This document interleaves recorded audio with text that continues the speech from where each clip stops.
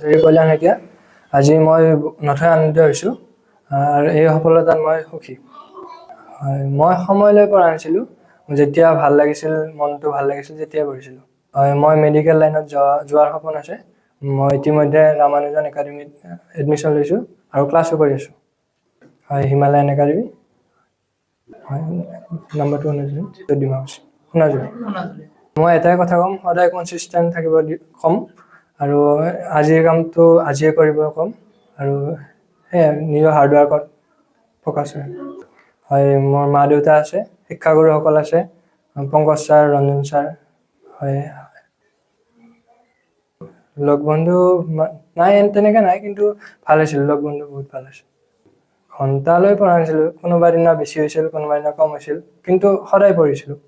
ঘণ্টাকৈ পঢ়িব নালাগে, মানে যেতিয়া ভাল লাগে সদায় পঢ়িব লাগিব, যেতিয়া ভাল লাগে তেতিয়া পঢ়িলে হ'ল। মই এডভান্সত 100 পাইছোঁ, ইংলিছত 92 পাইছোঁ, ছায়েন্সত 94, মেথছত 96, অসমীয়াত 69, হয়, 90.33। হয়, নমস্কাৰ সংবাদ বন্ধুসকল। প্ৰথমতে আপোনালোকক আটাইকে অভিনন্দন জনাইছোঁ। আজি আমাৰ ঘৰত মোৰ সৰু ল'ৰা, আমাৰ কনিষ্ঠ পুত্ৰ কল্যাণ শইকীয়াৰ আজি হাইস্কুল শেষান্ত পৰীক্ষা। এই হাইস্কুল শেষান্ত পৰীক্ষাত সি 90.33% লাভ কৰিছে আৰু এই সফলতা আমি আচলতে যিমান আশা কৰিছিলোঁ তাতকৈ অলপ কমি গ'ল। বিশেষকৈ তাৰ অসমীয়া ছাবজেক্টটোত আমি পৰীক্ষা দিয়াৰ পিছত প্ৰতিদিনে প্ৰতিখন কুৱেশ্যন পেপাৰ চেক কৰিছিলোঁ আৰু বাকীবোৰ কুৱেশ্যন পেপাৰ আমাৰ একেবাৰে মিলিছে।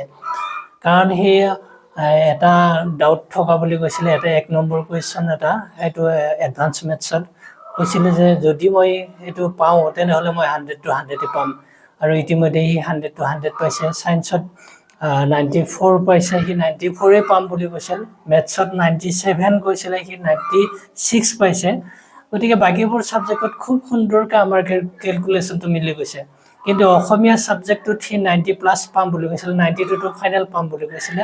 আৰু ময়ো পেপাৰখন চেক কৰিছিলোঁ, তাৰ তেনেধৰণৰ কমন মিষ্টেক আমি পোৱা নাছিলোঁ, কিন্তু দুৰ্ভাগ্যজনকভাৱে তাত 90+ সলনি তাত 69 হৈ আহিলে, যাৰ কাৰণে তাৰ পাৰ্চেণ্টটো যথেষ্ট কমি গ'ল। গতিকে সেইটোত আমাৰ অকণমান আশা থাকিল, আমি ৰিকল কৰিম বুলি ভাবিছোঁ অসমীয়া বিষয়ৰ প্ৰশ্ন কাকতখন। আৰু আনহাতে মই ক'ব খোজোঁ যে আচলতে পিছপৰা গাঁও অঞ্চল বুলি কোনো কথা নাই, খেতিয়কৰ ল'ৰা বুলি কোনো কথা নাই, কাৰণ মই এজন নিজেই খেতিয়ক। যদি শিক্ষাৰ প্ৰতি সচেতনতা থাকে, যদি সজাগতা থাকে, ল'ৰা ছোৱালী যদি একাগ্ৰতা থাকে, তেনেহ'লে আচলতে কৃতকাৰ্য হোৱাত কোনেও বাধা দি ৰাখিব নোৱাৰে। এইবোৰ কিবা দৰিদ্ৰতা বা পৰিৱেশ, এইবোৰ কোনো কাৰণতেই হেঙাৰ হ'ব নোৱাৰে। গতিকে মানুহে যদি চেষ্টা কৰে, ল'ৰা ছোৱালীয়ে যদি চেষ্টা কৰে, তেনেহ'লে নিশ্চয় সি স্পীডৰ লক্ষ্যত উপনীত হ'ব পাৰে। গতিকে অনুভৱটো খুবেই ভাল, কাৰণ আমাৰ এই অঞ্চলত ঠিক এনেধৰণৰ ৰিজাল্ট আগতে আমি খুব কমেই পাইছিলোঁ আৰু এতিয়া অকণমান আগতে শুনিছোঁ যে তেখেত আমাৰ ল'ৰাজনী ডিষ্ট্ৰিক্ট টপাৰ হৈছে।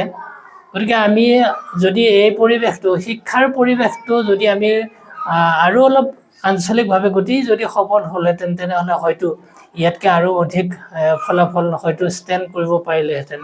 গতিকে আমি পৰৱৰ্তী পৰ্যায়ত আমাৰ ল'ৰা ছোৱালীবিলাকে যাতে আমাৰ ওদালগুৰি জিলাত যিটো আজিলৈকে ৰিজাল্ট হোৱা নাই, অৰ্থাৎ আমি যাতে অসমৰ প্ৰথম 10টা বা 20টা স্থানৰ ভিতৰত এটা স্থান অধিকাৰ কৰিব পাৰোঁ, সেই তাৰ প্ৰতি আমি লক্ষ্য ৰখাৰ প্ৰয়োজন আছে।